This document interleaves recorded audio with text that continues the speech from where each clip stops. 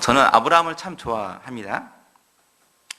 그 이유를 이렇게 생각해 보니까 성경에 나온 다윗, 모세, 바울 되게 이렇게 그 멋지고 존경스럽잖아요. 근데 이들의 삶을 보면 너무 저와는 좀 안 맞는 것 같아요. 전쟁 승리하고 늘 아침 일어나면 출근 준비하고 아이들 챙겨야 되고 또 저 같은 경우 집사람이 또 직장을 하니까 데려다 줘야 되고 또 이렇게 사회복 전무를 하는데 아침부터 아침 저녁까지 저한테 안 준다고 요구하시고 되게 많아요. 그냥 개, 소 잡아요. 맨날 그래요, 저는요. 듣고 또 집에 오면 또 아이들이 기다리고 있죠. 아빠 왜 안 놀아주냐고 그렇고 그렇죠. 또 가족들도 이렇게 있어야 되고 이런 늘 반복적인 삶을 살고 있는 내 삶을 보면 바울과 다윗 같은 사람들 보면 좀 저는 거리감이 있는 것 같아요.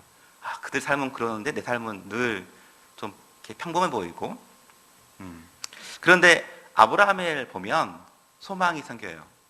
왜냐하면 아브라함이 걸어왔던 그 삶의 모습들이 제 삶과 크게 다르지 않는 것 같아요.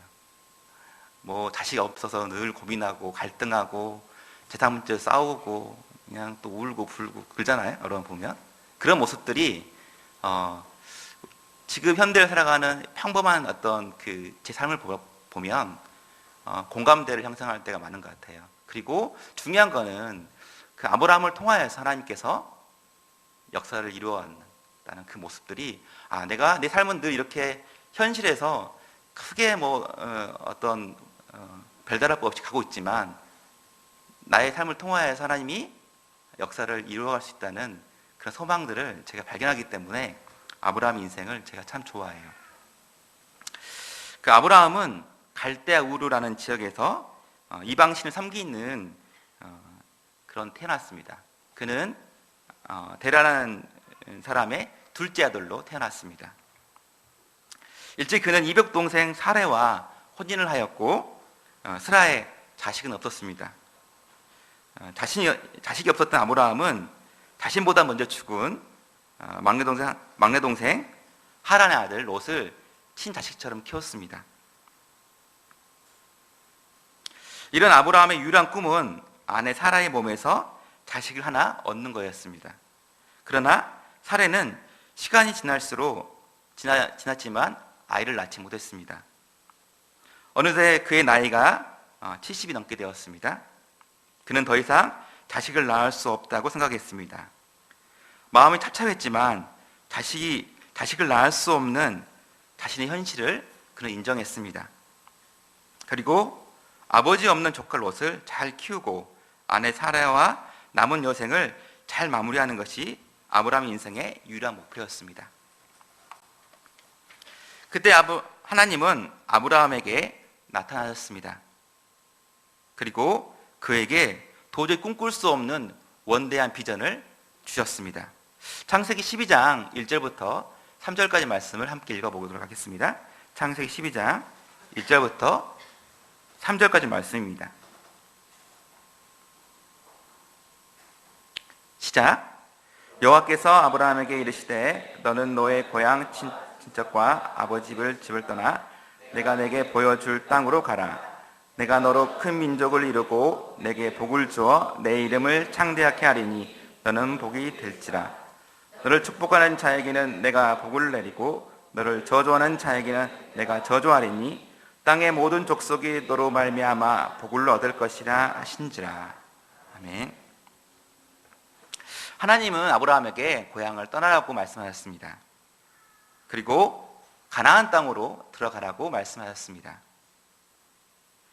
그곳에서 하나님은 아브라함을 통해 큰 민족을 이루고 아브라함 이름을 창대케 하고 아브라함을 복의 근원으로 삼겠다는 말씀을 허락해 주셨습니다. 모든 족속들이 아브라함 한 사람을 통해 복을 얻는다는 약속의 말씀을 아브라함에게 주셨습니다. 당시 고대 사회에서 결혼한 부부가 아이를 낳을 수 없는 것은 치명적인 약점이었습니다.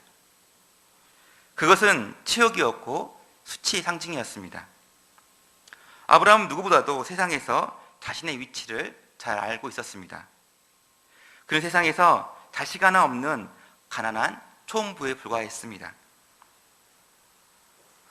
그런 자신을 통해 하나님께서 엄청난 비전을 선포하시는 그 약속의 말씀이 아브라함은 믿겨지지가 않았습니다. 그러나 중요한 것은 아브라함은 자신의 모습과는 상관없이 자신에게 주신 말씀을 영접했습니다.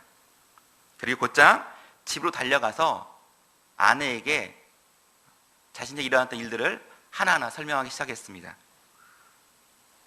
아브라함 부부는 하나의 말씀으로 하나가 되었습니다. 그리고 곧바로 고향 삶을 정리하고 가나안 땅으로 출발했습니다. 이렇듯 아브라함은 그날 75세에 믿음의 새로운 시작을 시작하게 되었습니다. 자신의 모든 삶의 터전을 버리고 그는 믿음의 삶을 출발하게 되었습니다. 자신의 이 과감한 결단과 결정으로 인해서 그는 가나안 땅에 도착했을 때 하나님께서 곧바로 엄청난 일들을 하실 거라는 기대를 그는 가지고 있었습니다. 하지만 가나안의 삶의 시작은 그의 기도와는 정반대의 일들이 일어나기 시작했습니다. 그것은 기근이었습니다. 그에게 삶의 기근이 계속해서 일어나기 시작했습니다. 10절 말씀 한번 읽어보겠습니다. 10절 말씀 읽겠습니다. 시작. 그 땅에 기근이 들었으므로 아브라함이 애굽에 내려갔으니 이는 그 땅의 기근이 심하였더라. 그 땅의 기근이 가뭄이 심했다고 말씀했습니다. 아브라함이 정착한 그 땅에 심한 기근이 일어났습니다. 적응하기도 힘든 객지의 삶, 누구도 반겨주지 않는 차가운 환경도 그에게는 힘들었는데 기근까지 심해져서 그는 생계조차 이어나갈 수 없게 되었습니다. 하나님의 비전을 노래하며 당당하게 아내와 조카를 설득하여서 가나안 땅으로 왔지만 결국 그의 눈앞에 놓인 현실은 당장 한 끼를 해결할 수 없는 현실 그 자체였습니다. 한 집안의 가장으로서 갈수록 수척해가는 아내의 모습을 그는 바라볼 수가 없었습니다. 하나님이 주신 원대한 비전과 그가 살아야 했던 현실의 삶은 그 괴리가 너무나 컸습니다. 하나님 주신 말씀과 비전이 한낱 일장춘몽은 아니었는지 그의 마음속에 깊은 회한이 몰려왔습니다. 하지만 그는 자신에게 닥쳐온 삶의 어려움을 어찌하든지 벗어나고자 했습니다. 그는 밤낮으로 이 기근을 어떻게 하면 타개할 수 있을까 고민했습니다. 그리고 하나님이 주신 가나안 땅을 잠시 떠나기로 결정했습니다. 그는 당장 가족은 살리고 봐야 된다고 생각했습니다. 그래서 그는 나일강이 있는 애굽, 상대적으로 기근의 피해가 없는 애굽 땅으로 가면 그는 가족들이 살 수 있을 거라고 생각했습니다. 당시 애굽 땅은 나일강이 있었기 때문에 가뭄의 피해가 없었습니다. 그리고 경제적으로도 매우 풍요로운 지역이었습니다. 그는 애굽 땅에 도착하자마자 자신의 계획대로 사레가 아내라는 사실을 숨기고 단지 누이 동생이라고 사람들에게 말하고 다녔습니다. 그렇게 하면 아내의 목숨을 지켜줄 수 있다고 생각했습니다. 그러나 그 사건 이후로 아브라함이 전혀 생각하지 못했던 일들이 그의 가정 가운데 일어나기 시작했습니다. 사라의 뛰어난 외모를 본 애굽의 신하들은 그를 바로의 후궁으로 취해버렸습니다. 바로 신하들은 사레가 아브라함의 누이 동생으로만 생각했습니다. 그리고 그렇기 때문에 아무런 문제의식 없이 그를 아브라함 후궁으로 취해버린 것이었습니다. 이것은 아브라함이 전혀 예상하지 못했던 일들이었습니다. 그는 기근의 삶을 벗어나고 아내를 살리는 방법을 나름대로 생각해냈지만 그의 판단은 그의 인생 최대 위기를 몰고 왔습니다. 사랑하는 아내가 다른 남자의 후궁이 되어 평생을 살아야 되는 운명에 처해버린 것이었습니다. 여러분 한번 생각해 보십시오. 내 사랑하는 아내가 누군가 다른 남자의 후궁이 되어 평생을 살아간다면 그것을 받아들일 수 있는 남자는 세상에 몇 명이나 되겠습니까? 아마도 한 명도 없을 것입니다. 오래 이것은 죽는 것보다 더 극심한 고통 가운데 고통이 될 것이며 말할 수 없는 수치감으로 평생을 죽음보다 더 극심한 고통 가운데서 살아야 할 것입니다. 아브라함 그는 도저히 잠을 잘 수가 없었습니다. 아침에 바로의 신하들에게 끌려가는 아내의 눈빛을 생각하니 그의 가슴 가운데 극심한 고통이 몰려왔습니다. 하지만 돌이키고 싶어도 이제는 돌이킬 수 없는 상황이 되어버렸습니다. 아내 살해의 운명은 이미 정해졌고 일개 떠돌이에 불과한 아브라함이 강력한 애굽 왕 바로와 대항하여서 아내 살해를 구출할 수 있는 가능성은 단 1%도 없었습니다. 이제 그게 남은 것은 아내를 지키지 못하고 떠나보내야 했던 그 수치와 모멸감으로 평생을 사는 것밖에 없었습니다. 모든 것이 끝나버린 절망의 끝자락에서 아무것도 바라볼 수 없고 아무것도 해결할 수 없는 상황 속에서 하나님은 한 가지 일을 시작하셨습니다. 그것은 바로의 집에 재앙을 내린 거였습니다. 창세기 12장 10절을 12장 17절 말씀을 같이 보겠습니다. 17절 말씀입니다. 시작. 여호와께서 아브라함의 아내 바로와 그 집에 큰 재앙을 내리신지라. 하나님 바로에게 큰 재앙을 내리셨습니다. 그리고 바로가 그것을 통해 자신을 후궁으로 삼았던 사레가 아브라함의 아내라는 사실을 알게 하셨습니다. 바로는 그 사실을 알자마자 곧바로 아브라함에게 사레를 돌려보내 주었습니다. 그것으로 인하여 아브라함은 잃어버렸던 아내를 다시 찾게 되었습니다. 아내를 잃고 평생을 고통 가운데 살 수밖에 없던 그의 삶이 다시 회복되었습니다. 오늘 본문 말씀 우리가 다 알고 있는 말씀입니다. 저는 알고 있는 말씀을 통하여서 두 가지를 묵상하고자 했습니다. 첫 번째는 사람이 가지고 있는 수의 한계입니다. 아브라함은 결혼도 했고 나름대로 세상살이도 꽤 오랫동안 했습니다.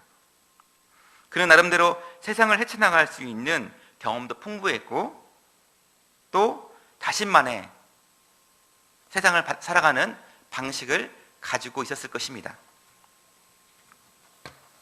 처음 아브라함 그도 기근의 문제를 해결하고자 기도도 해보고 말씀도 붙잡고 몸부림을 쳐봤을 것입니다.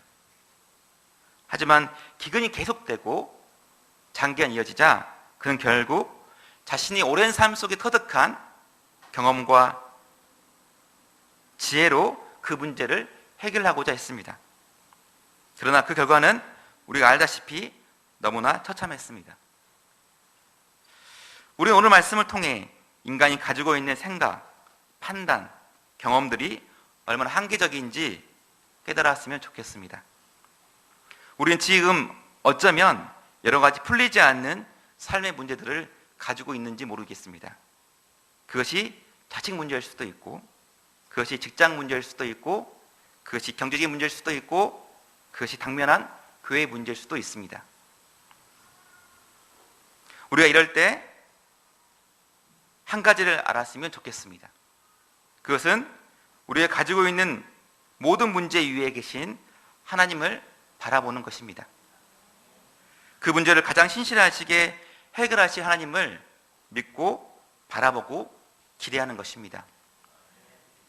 이 하나님 앞에 우리가 할 것은 단 한 가지, 내 생각, 내 판단, 내 경험들을 내려놓은 곳입니다.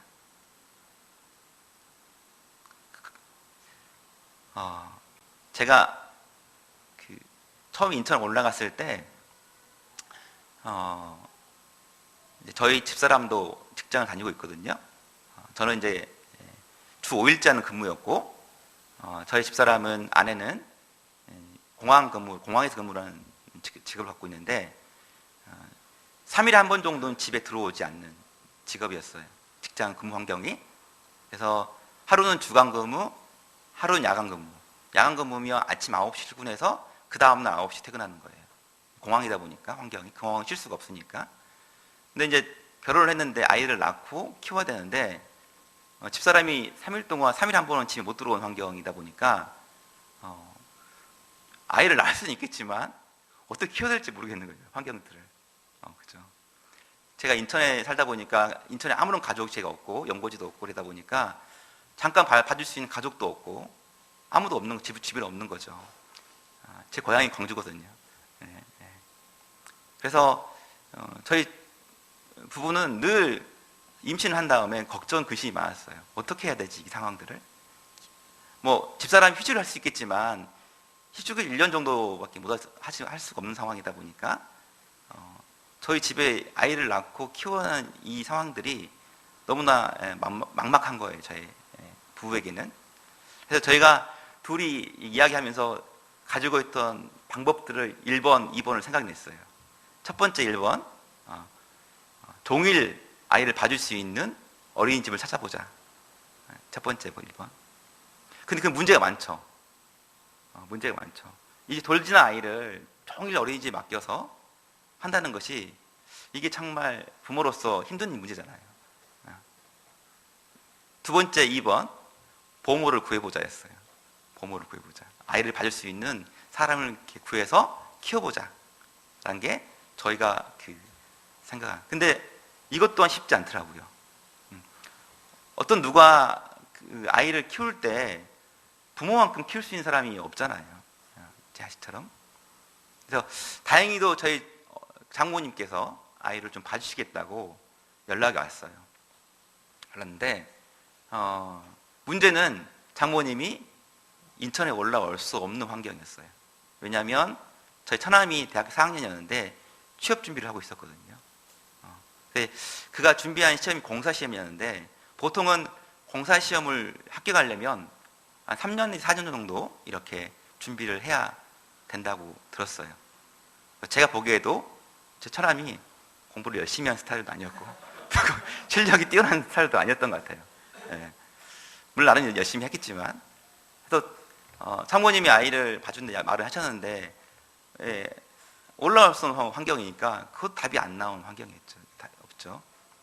아내는 계속 배가 불러오고 아이를 낳아야 되는데 어떻게 우리에겐 방법이 없었어요. 그래서 저희 나름대로는 이제 두 번째 안, 보모를 구해서 해보자라는 안을 결정을 하고 막 다녔어요. 이렇게 했죠. 이렇게. 근데 우리가 믿을 만한 사람을 구할 수가 없더라고요. 너무 불안하고 제가. 그래서 근데 하나님이 어떻게 역사를 하셨냐면 저희 처남이 대학을 졸업하자마자 바로 합격했어요. 바로 한 번에. 그리고 발령을 땅끝으로 냈어요. 해남으로. 그래서 광주 없게 만들었어요. 광주 없어. 광주 발령 났으면 장모님 못 떠나시죠. 아들 밥해주잖아요. 아들이 중요하죠. 손자가 중요한가요? 그잖아요. 땅끝에 가서 아이가 거기서 그냥 살아야 돼요. 사람은 거기서. 그래서 장모님이 또 저희 차제도 인천으로 발령이 났기 때문에 딸 2명 있는 곳으로 오게 될 수 상황이 된 거예요. 이렇게. 그래서 저희 장모님이 저희 집 같이 살면서 아이를 돌봐줄 수 있는 환경이 됐어요. 그래서 아이의 문제가 풀렸죠. 이렇게. 제가 둘째를 가졌습니다. 저희 집사람이 또 교대 근무를 하니까 좀 힘들더라고요. 이렇게. 둘이 저희가 이제 장모님이 이제 주말은 내려가셨어요. 광주에. 가끔 아들 반찬도 해줘야 되니까 이렇게 내려가셨는데 제가 너무 힘들었어요. 그래서 특히 집사람이 토요일 날 근무가 걸리면, 야간 근무면 제가 애를 2명을 봐야잖아요. 너무 힘들어요 이게. 아이 그 덜지나 아이는, 둘째는 아빠 할머니 없다고 울어지겠었죠. 그죠? 제가 이 몸에 젖병을 물리고 삶고, 그죠? 또 두 놈을 데리고 차에 씌워가지고 교회 가죠. 제가 하루는 새벽 2시까지 애가 앉아가지고 정말 아이를 제가 이렇게 들고 있다가 놓고 싶더라고요. 이렇게. 이렇게 막 때리고 싶고 막 이렇게. 네. 그런데 그 저희 집사람을 주 5일째 근무하는 사람이 옮기셨어요. 네. 그래서 제가 지금 올해까지 저희가 집사람이 주 5일째 하는 근무로 있거든요. 그래서 제가 둘째가 지금 초등 2학년이고 첫째가 4학년인데 저희가 아이 두 아이를 잘 키울 수 있도록 하나님께 지금까지 주 5일째 하는 근무 환경으로 만들어 주셨어요. 네. 제가 고민한 것들이 참 많았죠. 돌아보면 우리는, 제 머릿속에서는 계속 생각한 거예요. 어떻게 부모를 잘 구해볼까, 어떻게 하면 될까 했는데 하나님은 우리 가정, 내 머리 위에 계신 거죠. 저희 안에, 그래서 저희 집사람이 가끔 인생 답답한 문제가 있고, 저는 좀 믿음이 많이 없어요. 믿음이 없어가지고 걱정 근심이 많은 사람이에요. 제가 보기에는 그냥 이렇게 보이지만, 목사하고 이렇게 보이지만 되게 근심이 많은 사람이에요. 이렇게 태어날 때도 근심이 많은 사람이에요. 이렇게. 그리고 집사람이 하는 말이 쓸데없는 근심 많이 한다고. 태어날 때부터 이런 사람이에요, 제가. 그래서 그 집사람 이런 몇 번 경험을 하고 난 뒤로는 저희 그런 말을 해줘요. 우리에겐 길이 없는데 하나님에겐 길이 있지 않을까? 이런 말을 그때부터 하기 시작해 저한테 해줘요. 네. 그거는 그냥 저를 위로해 주는 말이 아니고 진짜로 제 가정 위에 계신 하나님을 만났기 때문인 것 같아요. 네. 우리가 지금 삶에 여러 가지 풀리지 않는 문제, 또 안 되는 문제들이 다 있죠. 있는데 그 문제 위에 계신 하나님을 바라보고 기대하는 것, 그리고 내가 가지고 있는 생각들, 이렇게 하면 풀릴 것 같은데 이것들을 내려놓기만 하면 하나님이 역사에 가시는 것 같아요. 그것을 믿어줬으면 좋겠어요. 두 번째는 모든 상황을 완전히 바꿔버리신 하나님이십니다. 반전 하나님이십니다.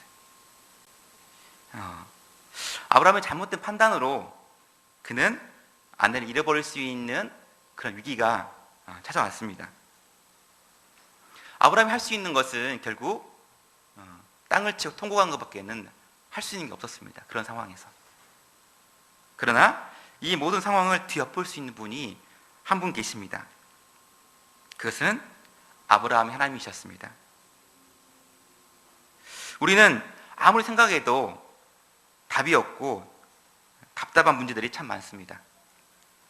그 문제 앞에 세상을 바라보고 내 자신을 바라보면 오히려 가슴만 답답하고 근심 걱정만 더 쌓여갈 때가 참 많습니다. 제게도 그러한 문제가 있습니다. 저는 이 문제로, 제 자신이 그 이 문제로 11년 정도 고통을 당했습니다. 제 메시지 시간이 한 40분, 30분인가요? 30분인데 빨리 끝내야 되는데 한 번 어렵게 왔으니까. 제가 보기에는 멀쩡해 보이는데 못한 게 많아요, 되게. 제가 못하는 큰 약점 중에 하나가 제가 사회복지 공무원이거든요. 공무원인데 제 행정력이 제가 좀 부족해요. 제가 상담은 잘해요. 상담은 잘하고 제가 어떤 말을 들었냐면 제가 같이 근무하는 직원이 제가 어떤 사람하고도 술 먹고 오통 먹고 막 그냥 전라도면 깽판 친다잖아요. 이렇게 하신 분들도 제가 5분이면 제가 제압할 수 있어요. 말로. 네, 말로. 그래서 직원들이 저를 보고 신기하다고 했어요. 이상하다고. 아니, 당신한테 가면 5분이면 제압된다고 그랬어요. 제가 그런 부분 내가 좀 잘해요. 이렇게 교만함 할 수 있지만 그랬어요. 근데 제가 안 되는 게 또 있어요.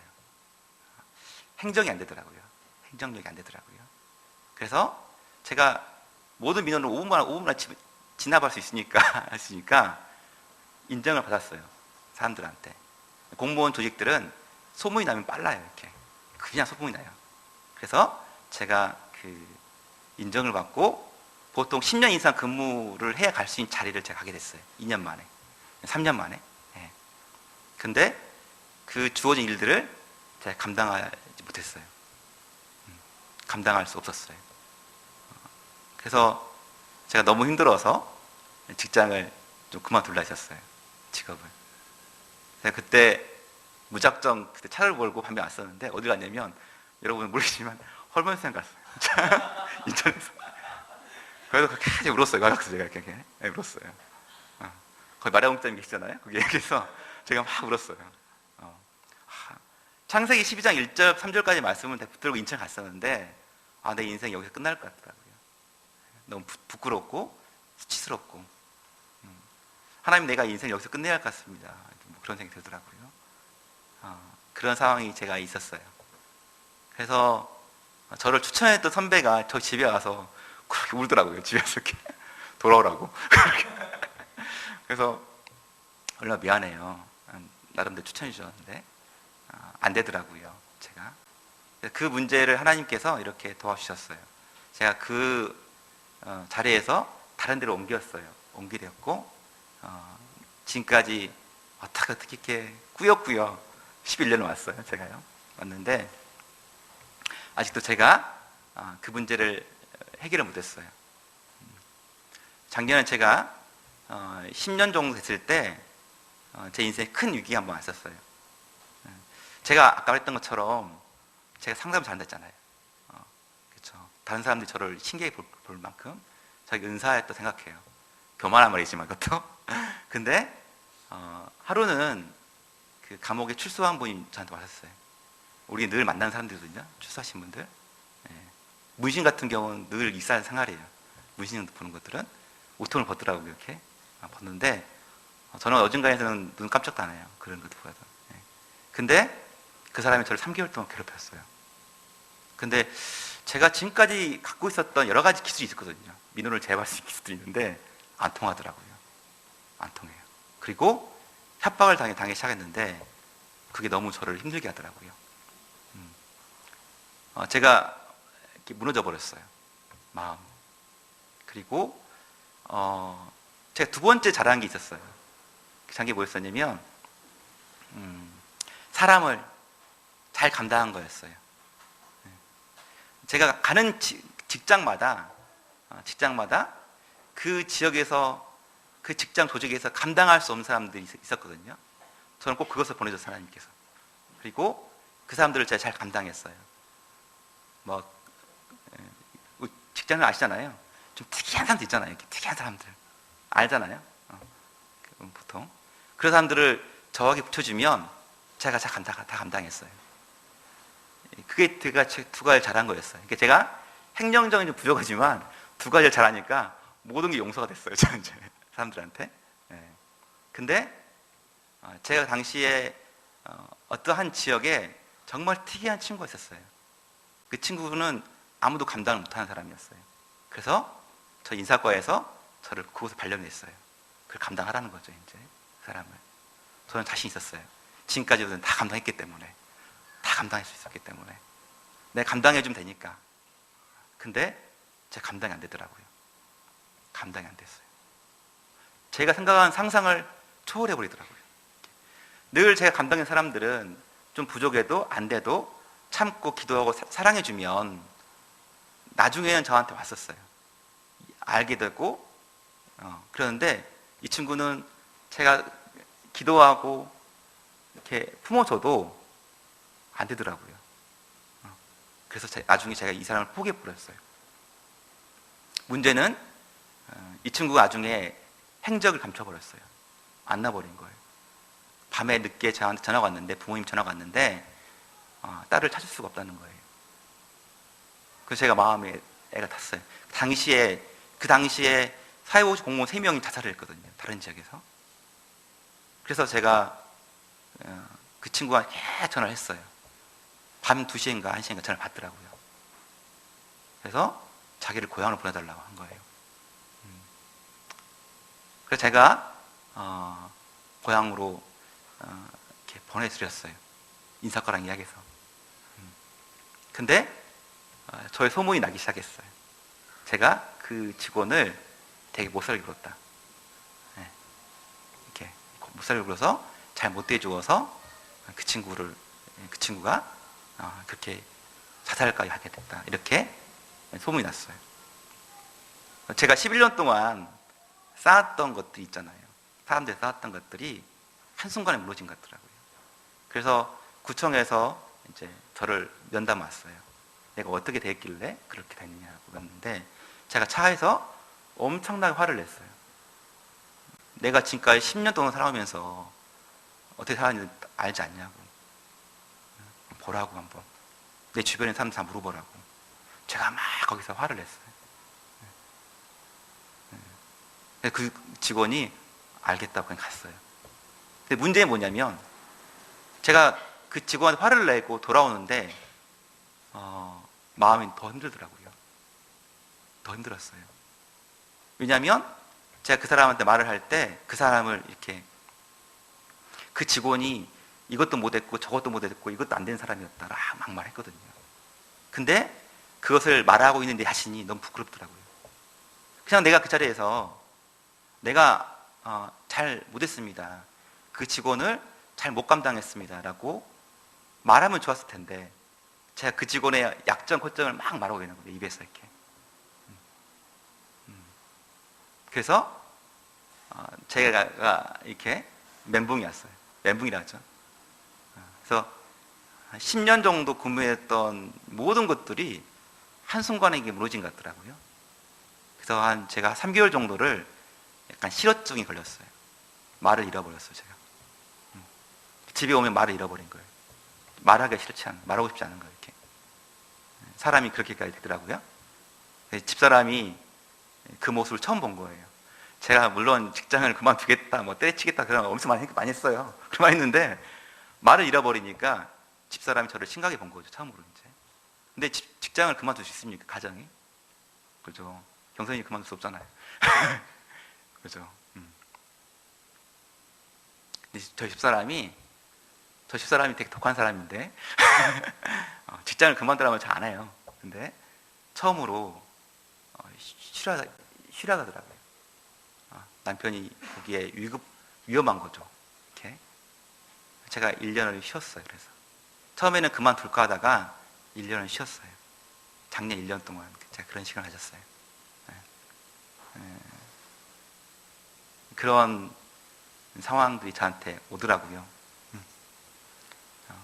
혹시 뭐 여기 계신 분들이 제가 올라가니까 목사니까 엄청난 강전을 기대했는데 죄송해요. 저 그런 사람이에요. 그런데 이런 문제로 제가 고민하고, 제가 안 되는 문제예요. 제가 안 되는 문제. 제가 안 되더라고요. 내 안에 안 되는 게 있더라고요.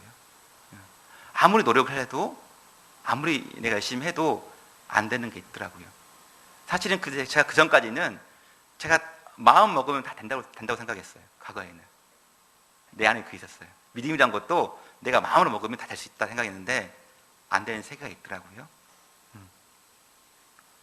그래서 이 문제를 저는 집사람하고 같이 이야기할 때 하나님께 맡겼어요. 하나님께 맡겼어요. 이거 내가 안 되는 거잖아요. 그러니까 하나님께 맡기는 길이 없는 거죠. 그래서 제가 저희 집사람이랑, 제가 이제 지금 일하는 직장이 인천 남구라는 지역인데, 남구고 저희 집사람은 지금 공항에 있다가 인천 항에 있어요. 항에 있는데, 제가 퇴근하면 집사람 데리고 가는데, 제가 이제 하면 인천 옆에 해안도로를 타고 그 집을 가요. 되게 멋있게 보이잖아요. 되게 멋있죠. 이렇게. 하나도 안 멋있어요. 우리가 하는 이야기들은 다 힘든 이야기야. 집사람은 늘 거기서 오늘 중국 배가 들어왔는데 뭐 스트레스 받는 이야기들. 저도 막 이렇게 막 오늘 뭐 저한테 개 소음했던 아저씨 막 해요. 안 되는 것들. 근데 제 집사람이 저에게 늘 힘들 때 해주는 말이 있어요. 우리에게는 아까 했던 말인데, 우리에게는 길이 없지만, 우리에게는 아무것도 할 수 없지만 하나님에게는 길이 있다는 거예요. 요즘은 좀 더 믿음의 말을 해주더라고요. 믿음의 말을 하나 더 해주는데, 하나님이 점점 움직이고 있는 것 같아. 이 말을 해주더라고요. 그런 사인들이 조금씩 보여요. 요즘은요. 11년 만에 조금씩. 그래서 저는 매일매일 아침 출근할 때 사표를 가슴에 묶거든요. 이렇게 묶고 다녀요. 이렇게. 나 아무것도 할 수 없지만 하나님, 오늘 하루를 하나님께 맡깁니다. 이 기도를 하고 시작해요. 하루를요. 시작해요. 직장을 제가 그만두려고 했었는데 다시 복직을 했어요. 작년에. 얼마 안 됐어요. 복직한 지. 제가 한 8개월 됐는데 다시 됐어요. 제가 여기를 계속 다니게 될지, 어떤 길을 줄지 하나님 전 모르죠. 하지만 그냥 내 40대 인생을 이제 맡겨드리겠어요. 하나님 앞에. 맡기면 답이 나오겠죠. 맡기면 답이 나오겠죠. 우리 인생도 그러지 않는가, 그런 생각이 들어요. 좀 길어지지만 한 가지 말씀만 하고 해도 될까요? 5분만 할게요. 한 김에. 뭐 주무셔도 돼요. 저는 제가 몇 시 가끔 할 때가 있는데 주무시라 해요. 그냥 피곤하잖아요. 그죠? 제가 뭐 메시지를 좀 딱딱하게 하는 것보다도 정말 이거는 이제 간증이에요. 간증. 저는 아직 이 터널을 지나고 있는 사람이고, 어떤 사람은 터널을 지난 사람이 있어요. 그분을 제가 말하고 메시지를 마치는 게 좋을 것 같아요. 좀 길어지지만 죄송하지만, 제가 서울교회에 제가 도왔던 분이 한 분 계세요. 나이는 저보다 4살이 많아요. 46쯤 됐어요. 지금요. 그분은 2010년 정도, 7년 정도에 2010년 정도에 결혼을 해서 저희 교회에 들어왔는데, 아내는 원래 서울교회 다녔던 사람이었고, 본인은 이제 밖에 좀 있다가 들어오셨어요. 이렇게. 근데 그분이 이제 교회를 하는데, 그분이 눈이 안 보여요. 시각장애가 있어요. 그래서 제가 그분하고 같이 모임을 같이 하면서 제가 돕게 되었어요. 또 저를 잘 이렇게 따라주셔요. 이렇게. 나이도 많은데 저를 목사님 그래요. 그래서 제가 고맙더라고요. 형님인데. 그래서 제가 돕기 시작했는데, 그분이 이제 시각장애 갖게 된 이유를 제가 최근에 알았는데, 25살 때 아침에 자고 일어났더니 눈이 안 보였다는 거예요. 갑자기 밤에. 정상인 살다가 아침 일어나는데 눈이 안 보인 거예요. 눈을 떠보니 눈이 앞에 안 보인 거예요. 그래서 그 원인을 서울대 병원에서 찾지 못했대요. 전 세계에 유례가 없는 일이었다 그래요. 그래서 자기가 병원 갔을 때 모든 교수들이 와가지고 그 사진을 봤대요. 이게 왜 그러지? 원인이 뭐지? 그랬다는 거죠. 원래 그는 서울의 명문대를 나왔어요. 그리고 대학 교수를 꿈꿨어요. 가족도 대학 교수를 꿈꿨고, 그도 대학 교수를 꿈꿨고, 대학교에서도 그를 대학 교수로 밀어줬어요. 이렇게. 앞날이 보장되어 있잖아요. 이렇게. 실력도 좋았고. 근데 앞이 안 보여버린 거죠. 앞이. 그가 갈 수 있는 곳이 없었어요. 직장을. 3, 4년 방황하다가 그가 들어간 직장이 사회복지 시설이었어요. 그래서 몸으로 하는 일들을 한 거예요. 하나님이, 그분이 약간은 보여요. 약시가 있어요. 살짝은 보여요. 완전히 전맹은 아니고 안 보이는 건 아니고 살짝은 보이세요. 그래서 살짝 보이는 시력을 갖고 그가 중증장애인 대실에 들어가서 장애인들을 안고 돌보는 일을 한 거예요. 그런 직장을 가졌는데, 그런 직장에서 한 8년, 9년 일하다가 시력은 계속 나빠지고 몸은 약해지고, 결국 그 직장도 할 수 없는 상황이 돼버린 거예요. 이제 건강 신체적인 상황들이. 그때쯤 저희 교회 자매님과 결혼을 했어요. 교회에 오기 시작했어요. 그리고 교회 결혼한 얼마 안 돼서 직장을 사표를 냈어요. 몸이, 시력이 더 이상 그걸 할 수가 없으니까. 그리고 그 뒤로 그분이 몇 번 직장을 옮겼어요. 2번 정도 옮겼는데 도저히 시력 때문에 다닐 수가 없는 거예요. 그래서 그 뒤로 이제 그분이 한 3년 정도를 이제 쉬게 되었어요. 실업자가 된 거죠. 근데 문제는 그저 아이를 낳았어요. 아내가 있어요. 눈이 안 보여요. 직장이 없어요. 얼마나 막막해요. 그리고 중요한 건 눈이 안 보이니까 다른 직장을 구할 수도 없어요. 이런 상황인 거죠. 그가 한 번은 경기도에 있는 특별채용 어떤 시험을 봤는데, 공무원 시험을 봤는데 응시했어요. 학벌이 좋으니까 응시했는데 최종 면접까지 갔어요. 2명까지 갔어요. 2명 남은 데까지 그가 통과를 했어요. 2명 중 1명이 되는 거였어요. 이제 저와 둘이 한 달 동안 기도를 했어요. 저는 될 줄 알았어요. 제 인생에 그렇게 간절하게 기도한 적이 없었어요. 제가 남을 위해서 아침 새벽 기도, 인천에서, 제가 인천인데 서울에 나와서 아침에 새벽 기도를 할 때 제 기도를 안 할지라도 그분 기도를 했어요. 제가 그도 밤에 나와서 기도를 했어요. 한 달 동안 정말 눈물로 기도를 했어요. 하나님 도와주시라고, 저 2명 중 1명이 되게 달라고. 저는 될 줄 알았어요.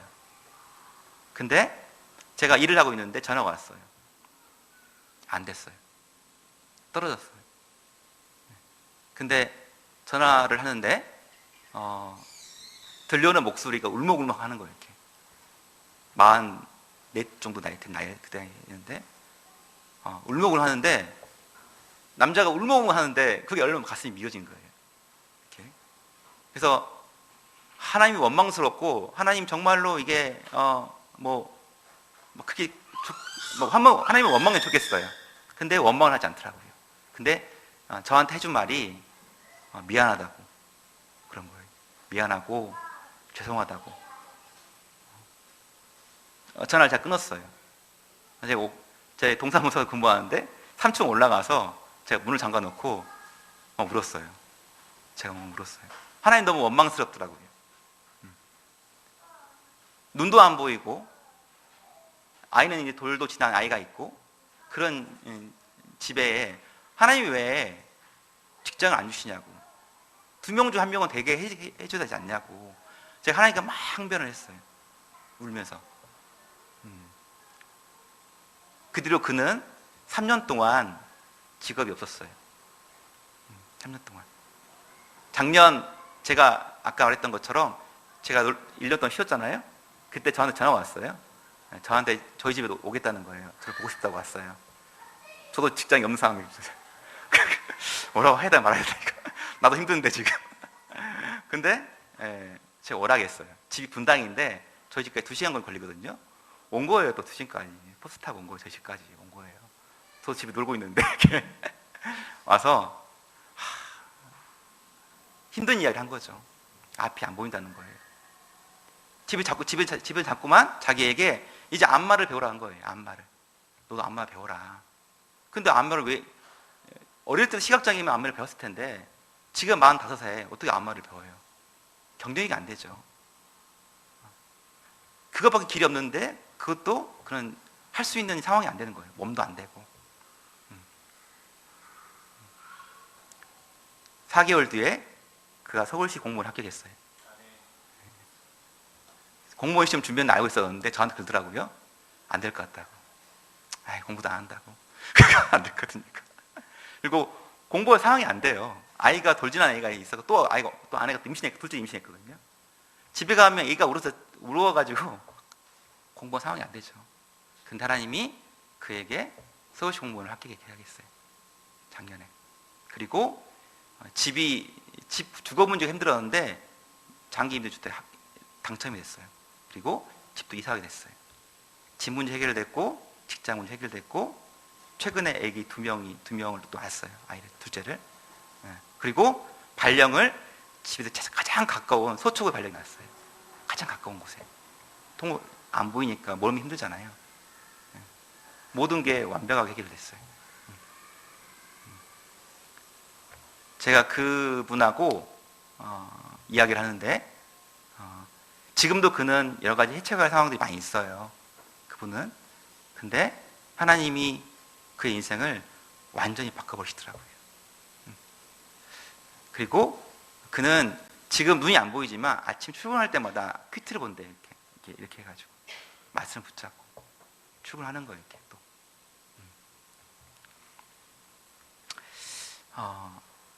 작년 이맘때 그분은 저에게 그랬어요. 그분은 저한테 앞이 안 보인다 했어요. 눈이 안 보인다는 게 아니라 자기 인생이 안 보인다고. 앞이 안 보인다고. 내가 시각장애를 갖고 어떻게 세상을 살아갈지 막막하다는 거죠. 이렇게. 근데 1년 사이에 그 인생이 완전히 바뀌어 버렸어요. 바뀌어 버렸어요.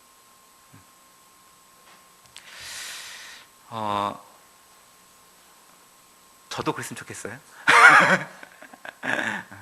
여기 계신 분들, 제가 조그만 간증했었는데, 자식 문제, 직장 문제, 아이 문제, 또 지금 이 교회가 갖고 있는 당면한 문제가 분명히 있을 것입니다. 그렇지만 그 문제 이외에 하나님이 계시다는 것 한 가지만 우리가 알고 그분을 바라보고 기대하면 반드시 길이 열릴 것입니다. 이 하나님을 우리가 믿고 바라보고 기대했으면 좋겠습니다. 17절 말씀 읽고 마치겠습니다.